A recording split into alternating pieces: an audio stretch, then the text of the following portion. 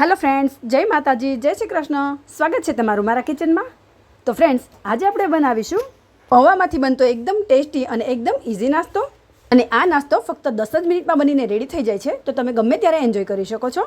અને ઘરમાં જ રહેલા બેસિક મસાલાઓથી બનીને રેડી થાય છે, તો ટેસ્ટીની સાથે હેલ્ધી પણ એટલો જ છે. તો ફ્રેન્ડ્સ, આખી રેસીપીને સ્કીપ કર્યા વગર જરૂરથી જોજો. અને જો તમે મારી ચેનલમાં નવા છો તો સબસ્ક્રાઈબ પણ જરૂરથી કરી દેજો. તો આવી જાઓ ફટાફટ કિચનમાં. તો પૌવામાંથી નાસ્તો બનાવવા માટે પહેલાં આપણે એક બાઉલ લઈ લઈશું અને તેમાં 1 કપ જેટલા ચોખાના પૌવા એડ કરીશું.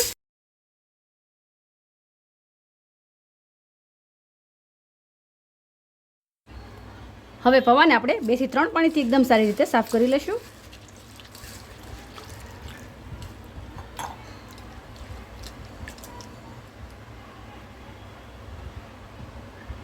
એકદમ સારી રીતે ધોઈ લીધા છે. હવે આપણે આ રીતે થોડું પાણી ઉપર છાંટી દઈશું.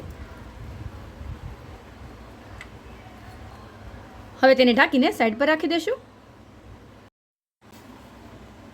હવે એક બીજું બાઉલ લઈ લઈશું અને તેમાં અડધા કપ જેટલી ઝીણી કટ કરેલી ડુંગળી એડ કરી દઈશું અને અડધા કપ જેટલું ઝીણું કટ કરેલું કેપ્સિકમ એડ કરી દઈશું. થોડા લીલા ધાણા એડ કરી દઈશું. ઝીણું કટ કરેલું મરચું એડ કરી દઈશું.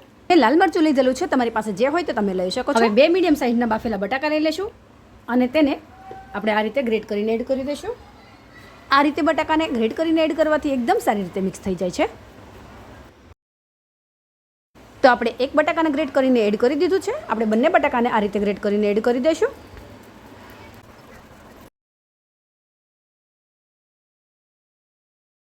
હવે નાસ્તાને એકદમ સારો ટેસ્ટ અને બાઇન્ડિંગ આપવા માટે અડધા કપ જેટલો ચણાનો લોટ એડ કરીશું. અને નાસ્તાને થોડો ક્રિસ્પી બનાવવા માટે મોટી 1 ચમચી જેટલો રવો એડ કરીશું. અહીંયા જો તમારી પાસે રવો ના હોય તો તમે ચોખાનો લોટ પણ એડ કરી શકો છો. હવે અડધી ચમચી જેટલા ચીલી ફ્લેક્સ એડ કરીશું અને અડધી ચમચી જેટલું ધાણા જીરું પાવડર એડ કરીશું અને 1 ટીસ્પૂન જેટલી હળદર એડ કરીશું અને અડધી ચમચી જેટલું લાલ મરચું પાવડર પણ એડ કરીશું. હવે 1 ટીસ્પૂન જેટલા અજમાને આ રીતે હાથેથી ક્રશ કરીને એડ કરી દઈશું.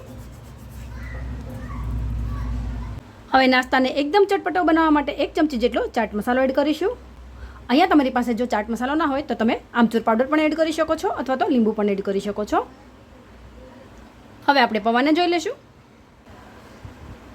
પૌવા એકદમ સારી રીતે ફૂલી ગયા છે. હવે આપણે તેને હાથેથી થોડા મેશ કરી લઈશું. ફ્રેન્ડ્સ, આ નાસ્તો તમે બાળકોના લંચ બોક્સમાં પણ બનાવીને આપી શકો છો, તો એકવાર જરૂરથી ટ્રાય કરજો. તો આપણે પૌવાને એકદમ સારી રીતે મેશ કરી લીધા છે. હવે આપણે તેને મસાલા સાથે એડ કરી દઈશું.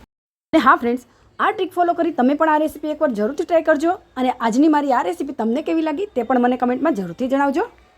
હવે બધી જ વસ્તુને પ્રોપર રીતે મિક્સ કરી લેશું અને અહીંયા આપણે જો જરૂર લાગે તો જ 1 થી 2 ચમચી જેટલું પાણી એડ કરીશું અને તેનું લોટ બંધાય એવું બેટર બનાવીને રેડી કરીશું. હવે સ્વાદ પ્રમાણે મીઠું એડ કરીશું. પહેલાં હું ભૂલી ગઈ હતી એટલા માટે. થઈ જાય ક્યારેક એવું, કેમ ફ્રેન્ડ? સાચું ને?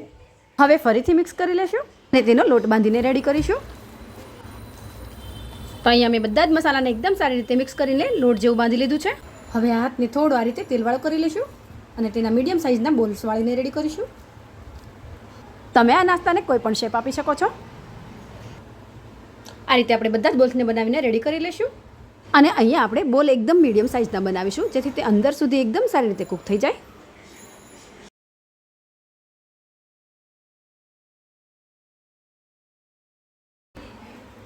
તો અહીંયા મેં બધા જ બોલ્સને બનાવીને રેડી કરી લીધા છે. હવે આપણે તેને તળી લઈશું. તો આ નાસ્તાને કે પછી બોલ્સને તળવા માટે મેં અહીંયા પહેલેથી જ તેલ ગરમ કરવા મૂકી દીધું હતું અને તેલ પણ ગરમ થઈ ગયું છે. તો હવે તેમાં નાસ્તાને એડ કરી દઈશું અને અત્યારે ગેસની ફ્લેમ આપણે એકદમ હાઈ રાખીશું અને બોલ્સ થોડા કૂક થાય ત્યાર પછી આપણે ગેસની ફ્લેમ એકદમ મીડિયમ કરી દઈશું અને બોલ્સને આપણે થોડી વાર માટે આમ જ રાખીશું અને ત્યાર પછી બંને સાઈડ ફેરવતા જઈને બોલ્સ થોડા ગોલ્ડન બ્રાઉન અને ક્રિસ્પી થાય ત્યાં સુધી તેને થવા દેશું. તો ફ્રેન્ડ્સ, તમે જોઈ શકો છો કે મીડિયમ ગેસની ફ્લેમ પર 2 થી 3 જ મિનિટમાં આપણા બોલ્સ એકદમ ક્રિસ્પી અને ગોલ્ડન બ્રાઉન થઈ ગયા છે. તો હવે તેને કાઢી લઈશું અને આ જ રીતે બધા બોલ્સને રેડી કરી લઈશું. અને હા ફ્રેન્ડ્સ, જો તમને મારી રેસીપીઓ ગમતી હોય તો પ્લીઝ મારા વિડીયોને લાઇક કરજો અને વધુમાં વધુ ફ્રેન્ડ્સ અને ફેમિલીમાં શેર કરજો. અને તમે મારા વિડીયો ક્યાંથી જોઈ રહ્યા છો તે પણ મને કમેન્ટમાં જરૂરથી જણાવજો. તો સુપર ટેસ્ટી અને ક્રિસ્પી આપણો આ નાસ્તો બનીને રેડી થઈ ગયો છે. હવે ઉપરથી થોડો ચાટ મસાલો સ્પ્રિંકલ કરીશું અને આ ટેસ્ટી નાસ્તાને તમે કેચઅપ, દહીં કે ચટણી સાથે સર્વ કરી શકો છો. હવે આપણે આ નાસ્તાને તોડીને પણ જોઈ લઈશું અને સાથે ટેસ્ટ કરીને પણ જોઈ લઈશું. તો ફ્રેન્ડ્સ, ગમે ત્યારે કંઈ ચટપટું ખાવાનું મન થાય અને એકદમ ફટાફટ પણ બની જાય તો આ રેસીપી એકવાર જરૂરથી ટ્રાય કર્યા જેવી છે. તો હવે આપણે ટેસ્ટ કરીને પણ જોઈ લઈશું. વાહ ફ્રેન્ડ્સ, સુપર્બ! ટેસ્ટમાં તો એકદમ બેસ્ટ છે. તો એકવાર જરૂરથી ટ્રાય કરજો. અને તમે મારા વિડીયો ક્યાંથી જોઈ રહ્યા છો તે પણ મને કમેન્ટમાં જરૂરથી જણાવજો. બાય ફ્રેન્ડ્સ, જય માતાજી, જય શ્રી કૃષ્ણ. ફરી મળીશું નવી રેસીપી સાથે. Thanks for watching my video.